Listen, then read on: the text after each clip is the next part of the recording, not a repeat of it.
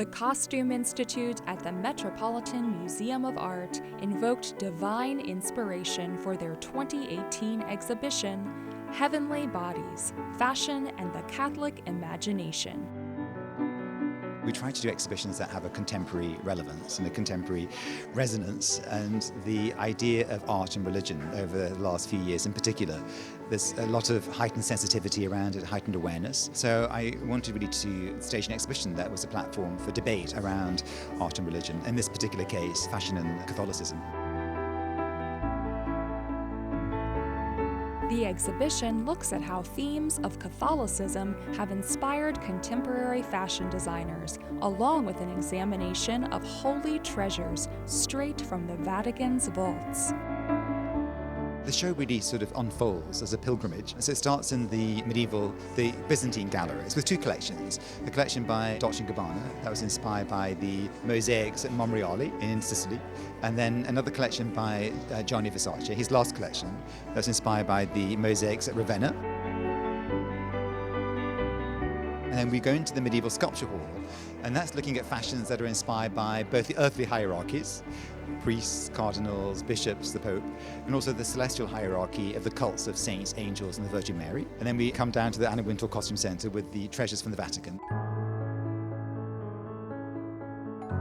There's over 42 treasures from the Vatican collection, and they really are treasures. We have one suite of vestments that was given by the Emperors of Austria to Pope Pius IX that took 15 women 16 years to embroider. The embroidery is so fine, it looks like a jacquard or a painting. And the other highlight, I think, is a papal tiara that was given again to Pope Pius IX. He reigned a long time, and by Queen Isabella of Spain, that is comprised of 18,000 diamonds and 1,000 emeralds and sapphires and rubies. So it's an extraordinary work of art. I think it's fabulous, and we have to be very humble when we see what have been done before about all that religious, the clothes are absolutely incredible, the one of the Vatican. And I must say that I was very surprised when I saw the quality I imagine, but not at that point.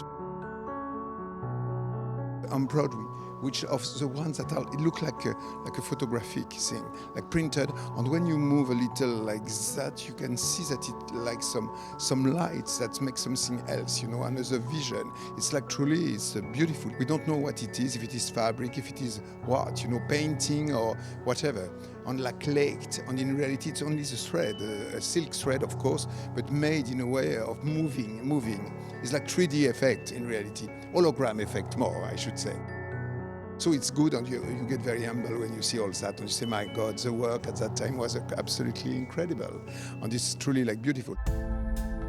The exhibit, the largest the Costume Institute has ever staged, unfolds across two museums, the Met and the Met Cloisters, located at the northern tip of Manhattan.